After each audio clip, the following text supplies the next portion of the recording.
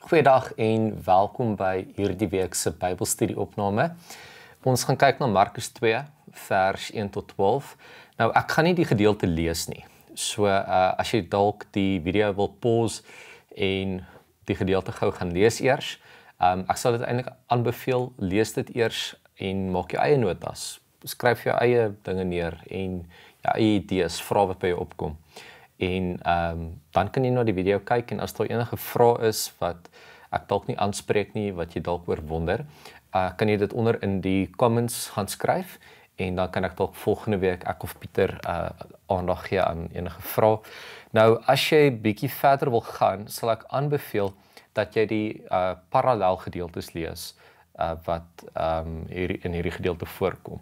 So Markus, Lukas en Matteus praat ons van die synoptiese evangelies. Dit beteken om saam te kyk. Ons moet saam kyk want hierdie gedeeltes kom in al drie van hierdie evangelies voor. Markus 2, Lukas 5 en Matteus 9 vertel dieselfde verhaal. Die verhaal van die verlamde man wat deur Jesus genees word. Nou sien ons besig is met Markus, gaan ons die Markus 2 vers 1 tot 12 as 'n bron gebruik en bietjie daaroor gesels, maar jy is welkom om bietjie te gaan vergelyk Lukas 5 van vers 17 en hy gaan tot by vers 26. Die Matteus weergawe is baie kort. Dit is Matteus 9 vers 1 tot by vers 8 van Matteus 9 en dan Markus 2 vers 1 tot 12. Nou net in kort, as ons gaan kyk na die datering van hierdie evangelies, is Markus van die vroegste gedateer, en dan Matteus bietjie later en dan Lukas nog bietjie later.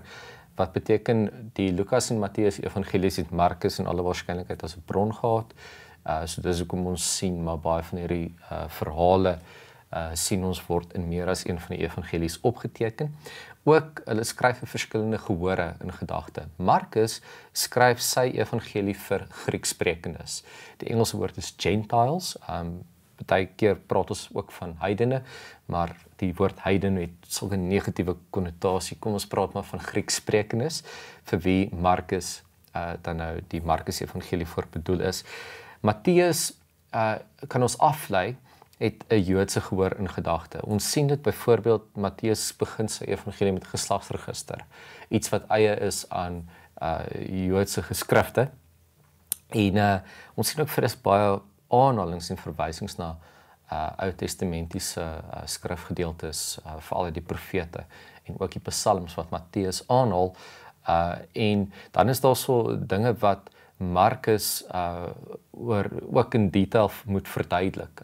Joodse gebruike wat vir 'n Joodse gehoor sal dit nie sin maak om hierdie dinge te verduidelik nie. Dit sal voor die hand liggend wees. En Lukas is uniek in die opsig dat hy sy evangelie skryf met een persoon in gedagte, 'n man met die naam van Theophilus, en natuurlik Handelinge wat ook deur Lukas aan dieselfde persoon gerig is, sy tweede boek. Nou evangelie, ek weet Pieter het laas 'n bietjie daar gepraat. Die evangelie was in die tyd daarso in die Romeinse tyd was dit iets wat die keiser sou aangekondig het, die evangelie, die goeie nuus van die keiser, die seun van God. En hierso kry ons eintlik 'n nuwe literêre vorm, 'n evangelie, 'n getuienis van Jesus Christus as die seun van God. Nou nadat jy die gedeelte gelees het, sommer net gou 'n opsomming van wat gebeur hierso, is ons sien waar Jesus terug gaan na Kapernaum toe. Hy is daar so in 'n huis, en alle waarskynlikheid Petrus se huis, en daar is 'n klomp mense wat kom om na Jesus te luister. Soveel so dat die huis vol is. Ons kan aflei dat dit in die middel van die dag is, dis maar gewoonlik wanneer mense binne sy huis was, dis woestynwêreld, dis warm buite, en Jesus is daar so, hy is besig om die mense te leer, en ons sien dat daar so onder andere skrifgeleerdes is. Nou dis so vol, dis full house, dis gepak, daar's nie meer plek by die deur om in te kom nie. Daar's skrifgeleerdes ook daarso, hulle sit, wat beteken hulle het of vroeër daar aangekom, of net vanweë hulle gesag in die samelewing was daar vir hulle sitplekke gegee, jy weet, hulle het die VIP seats gekry, waar die ander mense verder agtertoe gestaan het, beteken hulle kon dalk nie noodwendig so goed gehoor het nie, maar wat ook al, die huis is vol, Daar bring mense 'n vriend van hulle na Jesus toe, 'n vriend wat verlam is. Nou ons gaan nogal baie praat oor hierdie verlamde persoon, want wat Jesus hierso doen is baie kontroversieel. Die feit dat hy doen 'n klomp dinge wat in daardie tyd kontroversieel was vir ten minste hoe die mense Jesus gesien het op daai stadium. Hulle breek die dak oop. Die dak in daai tyd was gemaak van klei en houtriete, kan 'n mens amper sê. So dit was nie maklik nie, maar dit was ook nie onmoontlik geweest nie. Enkel verdiepinghuise, daar was trappe of 'n leer geweest sodat jy wel van buite af bo op die huis kan klim, maar nietemin dit was moeite. Ek meen om 'n man op 'n draagbaar wat verlam is op te dra by trappe kan nie maklik gewees het nie. Hulle breek die dak oop, hulle laat sak hulle vriend af voor Jesus. Hoopelik gelukkig het die stukke dak wat gebreek het nie op enigiemand geval nie. Bietjie ja, in elk geval hulle bring hom voor Jesus. Jesus sien hom raak en Jesus sê vir hom teknon, hy spreek hom aan as kind.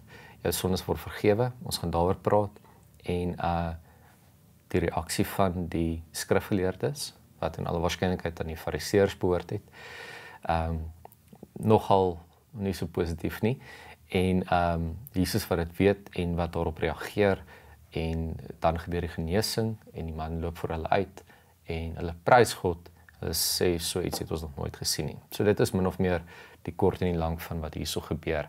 En daar's 'n paar tekskritiese notas wat ek net wil uitlig, 'n paar mense, 'n paar dinge wat hier gesê word wat ek dink nogal belangrik is. So in die eerste plek, kom ons praat oor hierdie verlamde man. Ons hoor nie sy naam nie. Dit sê al klaar vir ons weer eens iets van sy sosiale identiteit. Hy's 'n randfiguur in die samelewing. In daai tyd het hulle geglo dat 'n liggaamlike gebrek, hierdie paralytikos is die Grieks, hierdie verlamde mens. In daai tyd was dit al geglo dat 'n liggaamlike gebrek soos dit, soos om verlam te wees, is as gevolg van 'n sonde. Of wat jy of jou voorouers gedoen het, val as jy van geboorte af verlam is. Dit is die resultaat van sonde, dat dit oor jou gekom het. Jy staan onder God se straf en hierdie gebrek van jou is God straf jou, want jy het gesondig. En ons kan aflei dat hierdie persoon ook 'n Hebreër was, wat beteken dat hy kon nie by die tempel uitkom nie, hy kon nie aanbid nie, want hy sou beskou geword het as iemand wat onrein is. Nou, daar is wel mense wat na hom kyk, wat na hom omsien van sy familie of vriende, en die feit dat hierdie persoon so lank geleef het, en in daardie tyd as jy verlam was, het jy nie 'n baie lang lewe gehad het, tensy daar mense was wat jou kon versorg. Jy kon nie werk nie, jy kon nie fondse genereer nie, jy kon nie na jouself kyk nie, jy moes iemand gehad het wat na jou omsien, wat na jou kyk. En in alle waarskynlikheid was sy vriende ook nie gesien in die samelewing nie, want hulle is geassosieer met hom, iemand wat onder God se oordeel staan, 'n sondaar, iemand wat onrein is. Maar hulle kyk nie vas in dit nie.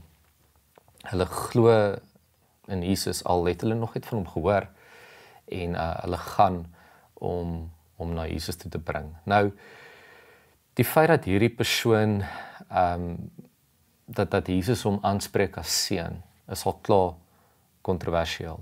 Hy spreek hom as teknon, seun, jou kind, jou sondes word vergewe. So Jesus gebruik al klaar inklusiewe taal om hom aan te spreek. En die manier wat hy hom aanspreek as kind, as seun, sê al klaar vir ons dat Jesus hom nie sien soos wat die wêreld hom sien nie. Stoot hom nie in kant toe nie, maar sluit hom al klaar reeds in. Dan sien Jesus hulle geloof en hy vergewe sy sondes. Nou, die woord vergewe daarso, aphiemi, Griekse woord daarso, beteken om los te maak. En dit was veral gebruik in terme van skuld. As jy iemand geld geskuld het, of iets verskuldig was aan hulle, dan sou jy hulle daardie skuld vergewe het, dit afgeskryf het, en hulle is nou los van jou en van hierdie skuld. Hulle staan nie meer skuldig onder jou, en het nie meer hierdie skuld wat hulle hoef af te betaal nie, dit word afgeskryf, aphiemi. Nou, in daardie selfde opsig was sonde die skuld gewees waaronder jy skuldig by God gestaan het.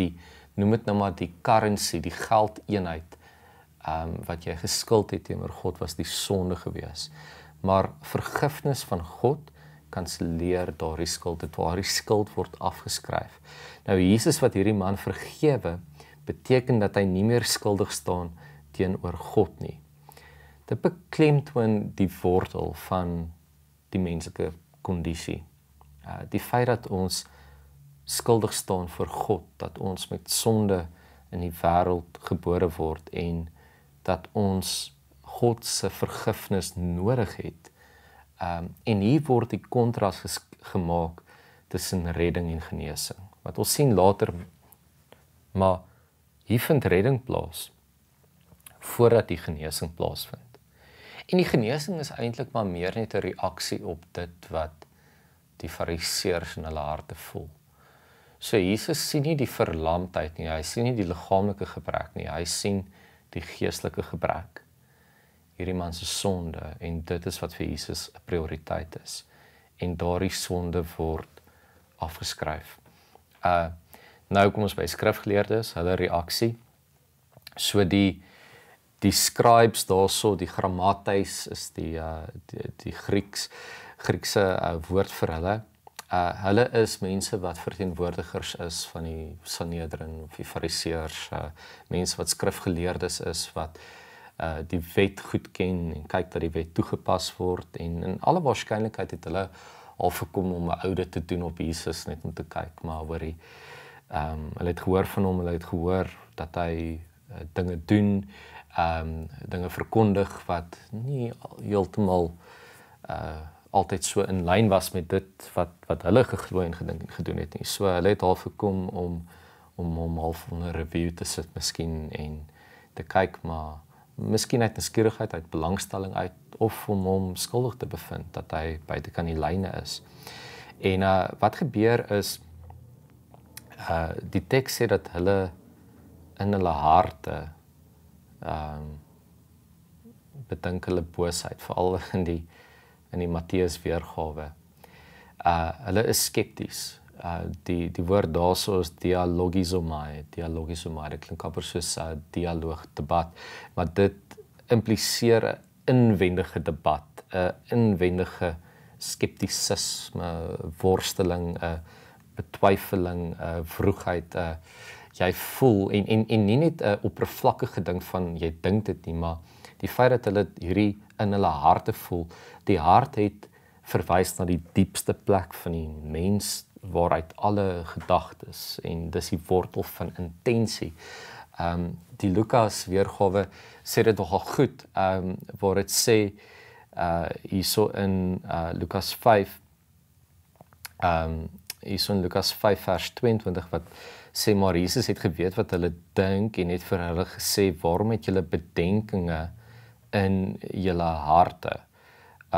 Die Matteus 9 vers 4 wat sê en omdat Jesus geweet het wat hulle dink, het hy gesê hoekom bedink julle bose dinge in julle harte. So met ander woorde, Jesus weet wat die intensie is van daardie bedenkinge wat hulle het, dat dit kom vanuit 'n plek van boosheid. Hulle wil hom aankla, hulle wil 'n probleem hê met dit wat hy hierso uiteindelik sê.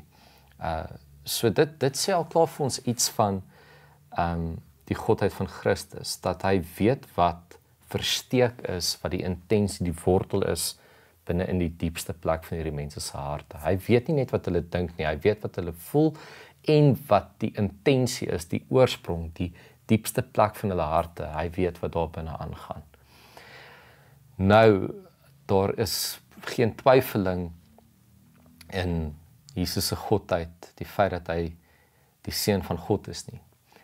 Want ons sien dit later, hoe hy dit bewys aan hulle, maar sy reaksie is, ek sal vir julle wys dat die seun van die mens die volmag het om op aarde sondes te vergewe, want onthou, hulle beskuldig hom hierso van godslastering, want net God het die volmag om die gesag om sondes te vergewe, en hier kom in hulle oë 'n mens wat dit doen, en dan bewys hy vir hulle dat die seun van die mens. Nou daai is die eerste keer in Markus waar Jesus na homself toe verwys as die seun van die mens. En hierdie woorde seun van mens, die Grieks huios to anthropo, het 'n baie interessante semitiese agtergrond. Nou dis die eerste keer wat Jesus na homself toe verwys as die seun van die mens, maar luister gou 'n bietjie na die agtergrond van waar kom hierdie vandaan, want Jesus gebruik dit as 'n messiaanse verskynsel hierso. So in die eerste plek in Aramees of Hebreëus kan dit bloot net beteken mortal is die Engels 'n mens, 'n man. En ons sien dit byvoorbeeld in Esegiel 2 vers 1 waar daar staan, hy het vir my gesê, mensekind, staan regop, dan sal ek met jou praat. Ben Adam is die Hebreëus wat beteken mens, mortal man. Maar interessant, in Daniël 7, in Daniël 8, word Daniël ook aangespreek op dieselfde manier met Ben Adam, waar daar staan, hy het nader gekom na die plek waar ek staan, toe hy nader kom, is ek deur vrees oorweldig en het met my gesig teen die grond neergeval. Hierdie is Daniël 8 vers 17. Hy sê toe vir my, jy moet verstaan, mensekind, Ben Adam, dat die visioen geld vir die tyd van die einde. Nou, weer eens, Jesus gebruik hierdie as 'n messiaanse titel. Nie net om te sê man of mens nie, maar wanneer hy dit sê, dan bevestig hy ten volle sy menslikheid en sy goddelikheid.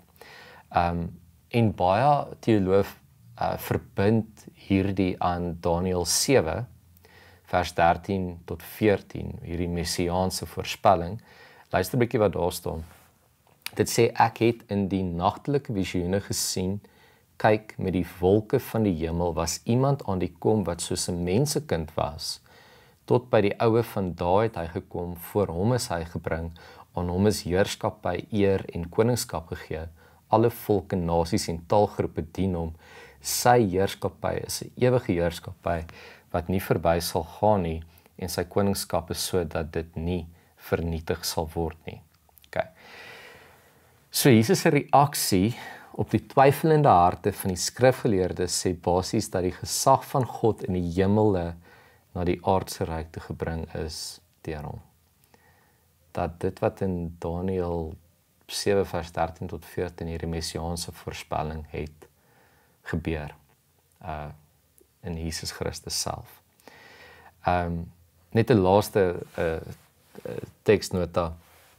Die feit dat die man dadelik opgestaan het, hierdie dringendheid, dit beklemtoon hierdie gesag waarmee hy genees is. En dit het ook later veral in ons gereformeerde tradisie die soteriologiese implikasies wat hoe ons dink oor redding. Dit was nie op grond van verdienste nie. Dit was nie op grond van goed, daar's sekere dinge wat jy nou eers moet gaan doen vir hierdie genesing om plaas te vind. Nie, dit sal gebeur as dit en dit is nie 'n voorwaardelike genesing wat hier gebeur nie. Dit is 'n implikasie op grond van redding wat reeds plaasgevind het. Met ander woorde, die dringendheid, die dadelikheid daarvan sê met ander woorde dat ons al klaar dit wat God se genesing kan ervaar, sy redding kan aanvaar hier op aarde. Dis nie iets wat eers eendag gaan gebeur nie. Ons is gered en ons lewe behoort 'n reaksie op daardie redding te wees. 'n Paar laaste gedagtes net bietjie oor die sosio-historiese konteks. Nou, ons het klaar bietjie gepraat oor die sosiale status van hierdie verlamde man, dat hy in alle waarskynlikheid baie skaamte oor hom gehad het, maar sy vriende wat nou wat nou, kom ons sê nou maar was Petrus se huis, wat nou Petrus se dak oopgebreek het. Hulle het 'n groot risiko hierso oor hulle gebring dat daar verdere skaamte oor hulle kan kom, want kyk, gasvryheid was 'n groot waarde en hulle breek 'n klomp gasvryheidsnormes en dinge hierso in die samelewing. Hulle breek die dak, hulle vat daai risiko om in die eienaar van hierdie huis 'n slegte bekies te kom, maar dis 'n risiko wat hulle sal vat om by Jesus uit te kom. En hulle sal eerder in die slegte oë van die samelewing wees as dit beteken hulle kan hulle vriend na Jesus toe bring. En ek dink dit is nogal 'n testament van wat dit beteken om kerk te wees in die wêreld. Om te sê maar as dit vir jou belangriker is om geëerd gesien te word in die samelewing en jy dit eerder wil beskerm, as dit beteken jy moet optree as 'n gelowige en jy eerder nie sal optree as 'n gelowige nie om jou eer en posisie in die samelewing te beskerm. Nee. Hierdie mense beliggaam iets van wat dit beteken om kerk te wees in die wêreld. Dat dit nie belangrik is vir die samelewing dink nie. Wat belangrik is om mense na God toe te bring. Dit is wat belangrik is. Nou 'n laaste gedagte oor die ek weet ek sê dit nou die hele tyd, maar regtig laaste gedagte oor die sosio-historiese konteks. Nou, hoekom die skrifgeleerdes se reaksie hierso op Jesus wat hierdie man se sondes vergewe. Dit was nie net kontroversieel in terme van die wet nie. Ek meen in Levitikus 24 pertinent sê dit dat godslastering die straf daarvoor is die dood. Hy word gestenig. So behalwe vir dit is daar 'n groter ding wat hier gebeur, 'n groter dinamika. Jesus ondermyn die godsdienstige praktyke van die dag. Hoe dit gewerk het in daai tyd is, as jy gesondig het, jy moes tempel toe gaan, jy moes 'n offer bring, daar moes belydenis wees, en dan was jy vry, en dan was daar vryspraak, maar hierdie het gebeur binne in 'n godsdienstige konteks, met godsdienstige strukture, en op die tempel het hulle die offers verkoop, geld daaruit gemaak. So met ander woorde, as hierdie goed gebypass kan word, hierdie godsdienstige strukture, en jy direk by God vergifnis van sondes kan ontvang, dan beteken dit, jy is nie meer afhanklik van die tempel en al hierdie godsdienstige strukture nie. Jy hoef nie te wag om in 'n ry te staan en 'n offer te bring nie. Daar is direkte toegang nou.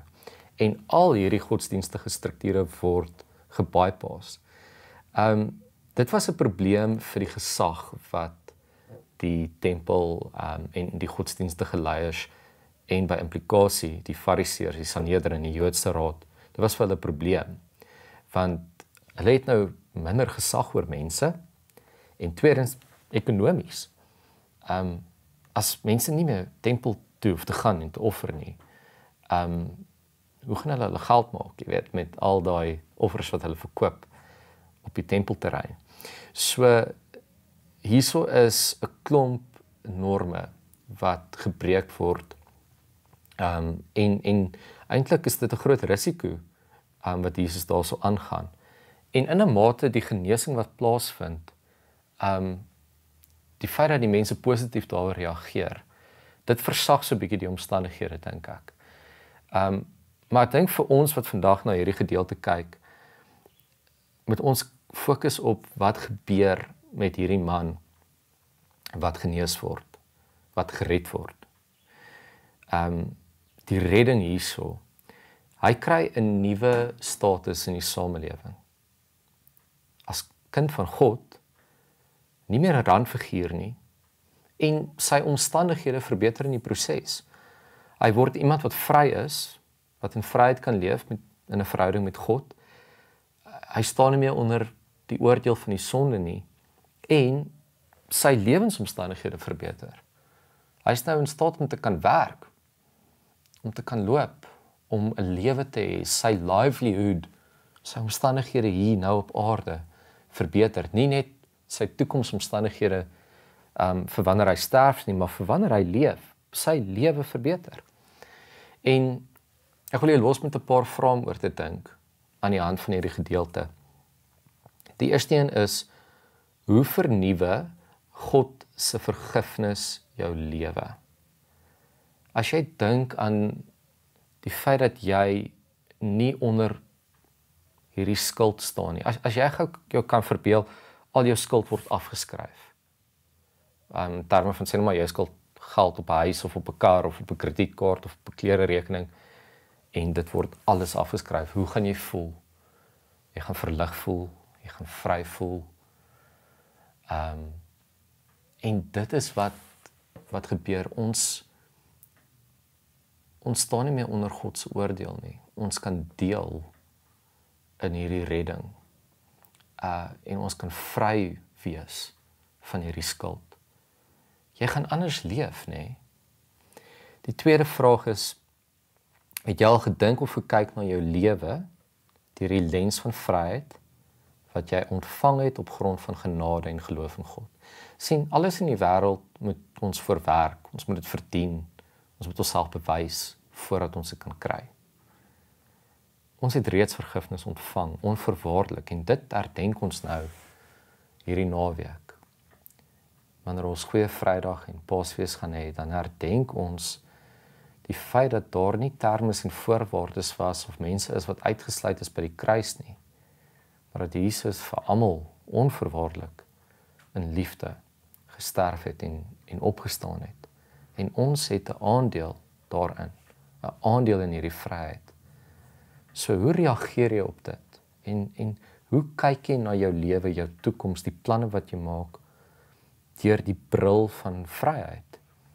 En dan laastens, en hier is nogal 'n belangrike ding, wat is dit wat Jesus gesien het? Hy het hulle geloof gesien. Die man en sy vriende, sy geloof was sigbaar. Jesus het hulle geloof gesien, en op grond van dit wat hy gesien het hy hierdie man se sondes vergewe. En ek dink dit is 'n baie belangrike vraag wat ons vir onsself moet vra as individue en as kerk, as 'n geloofsgemeenskap. Is ons geloof sigbaar? Kan God dit sien? Kan mense dit sien? En wat kan ons doen om ons geloof meer sigbaar te maak vir 'n wêreld wat desperaat nodig het om Jesus te sien? Geseënde week vir jou, en dankie dat jy kyk. Enige vrae, kommentaar, skryf dit asseblief onder in die comment afdeling. Ek gaan my e-posadres daar sit, en julle is welkom om vir my 'n e-pos te skryf. Lekker week verder, dankie dat julle kyk. Totsiens.